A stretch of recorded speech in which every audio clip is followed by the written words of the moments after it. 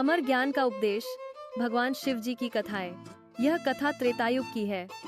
कैलाश पर्वत पर पार्वती जी भगवान शिव के साथ प्रातः भ्रमण कर रही थीं। शिव अत्यंत प्रसन्न चित्त थे। अचानक पार्वती जी ने विनम्रता से कहा, स्वामी, आप परम ज्ञानी हैं, जन्म, मरण और मोह, माया के बंधनों से परे। कृपा कर मुझे ऐसा ज्ञान दीजिए जिससे मैं इन बंधनों से मुक्त होकर सदैव आपके साथ रह सकूं। भगवान शिव मुस्कुराए और बोले, देवी, मैं तुम्हें यह अमर ज्ञान अवश्य दूंगा, लेकिन इसके लिए हमें ऐसा एकांत स्थान ढूंढना होगा जहां हम दोनों के अतिरिक्त कोई तीसरा न हो। इसके बाद शिव और पार्वती हिमालय में एकांत स्थान की खोज में निकल पड़े। घूमते घूमते वे उत्तरी हिमालय के एक अत्यंत निर्जन और मनोरम स्थान पर पहुंचे। वहां एक विशाल गुफा थी, शांत, निर्जन और अलौकिक। भगवान शिव को यह स्थान उपयुक्त लगा और वे पार्वती जी के साथ उस गुफा में प्रविष्ट हो गए। गुफा में कुछ पक्षी थे जिन्हें देखकर पार्वती थोड़ी चिंतित हो गईं। शिवजी ने उनकी भावना समझी और वहीं बैठकर अपनी सांस द्वारा चारों ओर की प्राणवायु को स्वयं में समेटना प्रारंभ कर दिया। प्राणवायु के अभाव में सारे पक्षी गुफा छोड़कर चले गए। अब वहां केवल शिव और पार्वती ही रह गए। भगवान शिव बोले, अब यहाँ पूर्ण एकांत है, मैं तुम्हें अमर ज्ञान दूंगा। ध्यान से सुनना और बीच बीच में हुंकारा भरती रहना, जिससे मुझे यह ज्ञात होता रहे कि तुम सुन रही हो।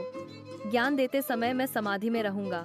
पार्वती की सहमति के बाद भगवान शिव समाधि में लीन हो गए। उनके श्रीमुख से अमर ज्ञान की दिव्य वाणी फूटने लगी। सारी गुफा दिव्यता और सुगंध से भर उठी। परंतु कथा सुनते सुनते पार्वती जी तंद्रा में चली गईं और कब नींद आ गई, उन्हें स्वयं भी पता नहीं चला। कथा समाप्त होने पर शिवजी ने समाधि खोली और देखा कि पार्वती जी निद्रावस्था में हैं। वे चकित रह गए। जैसे ही पार्वती जगी, उन्होंने क्षमा याचना करते हुए कहा, प्रभु, आपकी अमृतवाणी सुनते सुनते मैं इतनी तल्लीन हो गई कि कब नींद ने आ घेरा, मुझे पता ही न चला। मैं पूरी कथा नहीं सुन पाई। शिव बोले, परंतु मैं तो बीच बीच में हुंकारा सुन रहा था।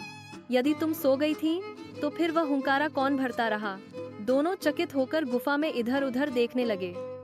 तभी उन्हें गुफा की छत पर एक कोटर दिखाई दिया, जिसमें से कबूतर के 2 बच्चे नीचे झांकते दिखे।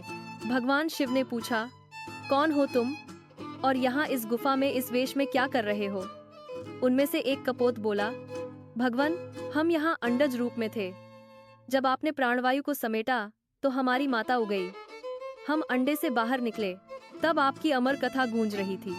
उसी कथा के प्रभाव से हम में इतनी शक्ति आ गई कि हम सुनते हुए हुंकारा भरते रहे। प्राणवायु की कमी का हम पर कोई असर नहीं हुआ। शिव अत्यंत प्रसन्न हुए और बोले, तुम अमर कथा के सच्चे पात्र हो, क्योंकि तुमने उसे पूर्ण रूप से सुना है। तुम अमर हो गए। इस गुफा में अब अन्य किसी जीव का स्थायी रूप से निवास नहीं होगा, परंतु तुम दोनों सदैव यहाँ निवास करोगे। इसके बाद शिव और पार्वती वहाँ से चले गए। गुफा में शिव के पार्थिव रूप में हिमलिंग प्रकट हुआ और वही स्थान अमरनाथ के नाम से प्रसिद्ध हो गया।